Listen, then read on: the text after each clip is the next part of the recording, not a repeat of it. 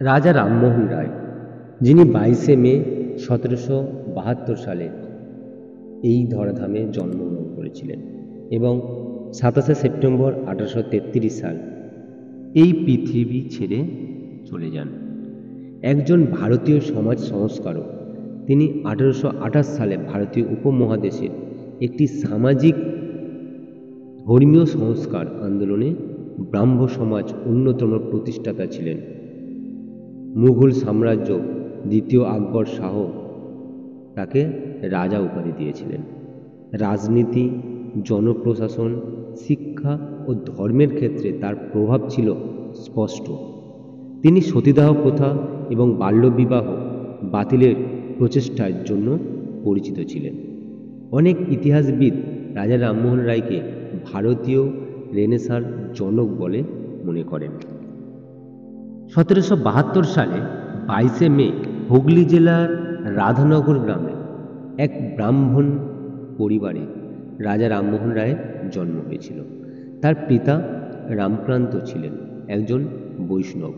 তার মা ফুল ঠাকুরানী দেবী ছিলেন শৈব পরিবার থেকে।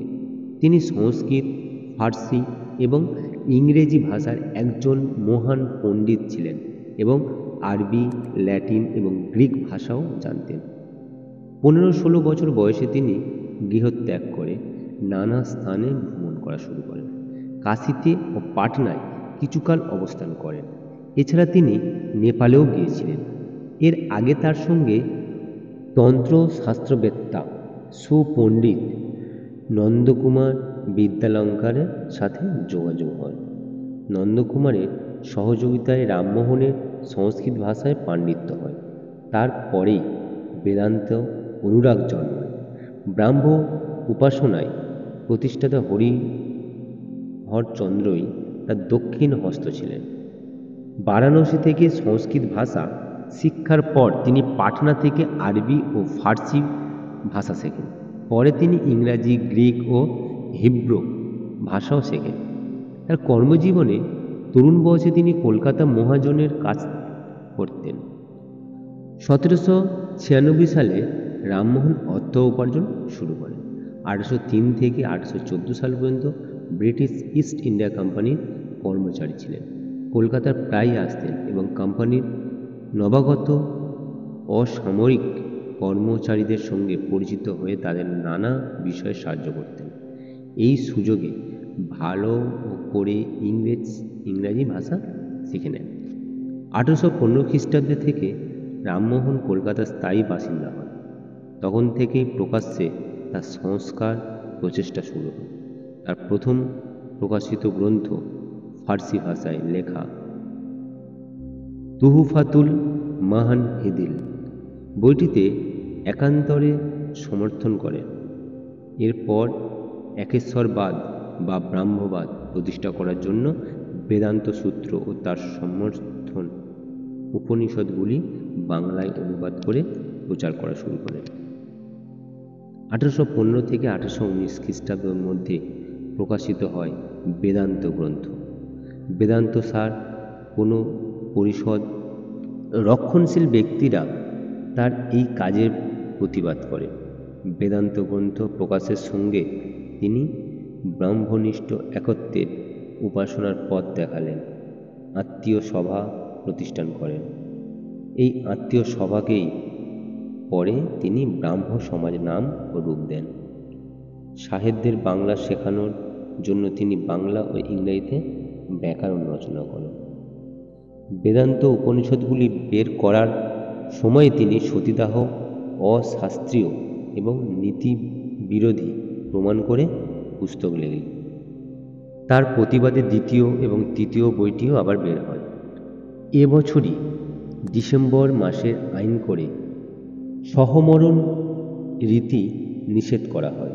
তবুও গোঁড়ারা চেষ্টা করতে লাগলেন যাতে পার্লামেন্টে বিষয়টি পুনর্নির্বাচিত করা হয় এবং রাজা রামমোহন রায়ের উপর বিশেষভাবে সব ব্রাহ্মণরা চেষ্টা করলেন তাকে দাবি রাখা, কিন্তু রাজা রামমোহন রায় কখনোই অন্যায়ের পক্ষে মাথা নত করেনি।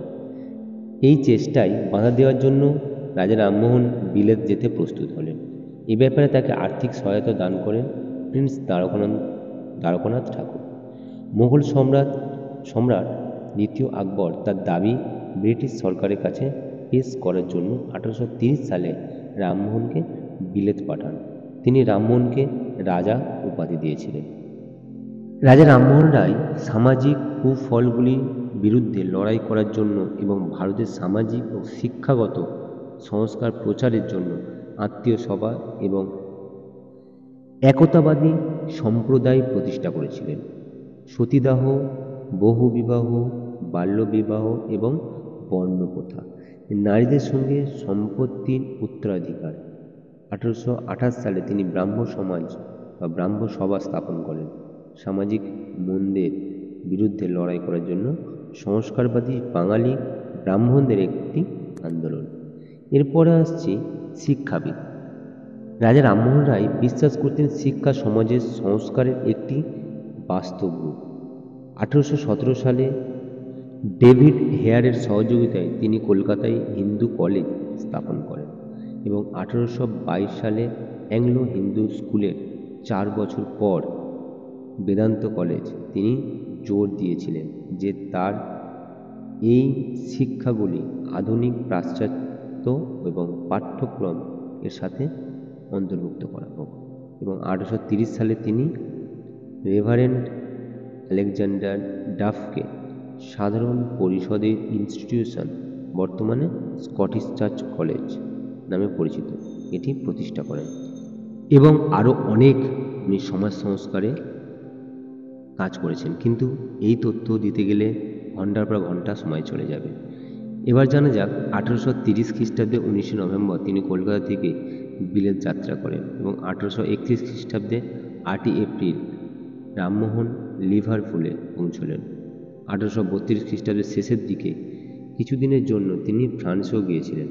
সেখানে ফার্সি সম্রাট লুই ফিলিপ কর্তৃক তিনি সংবর্ধিত হন।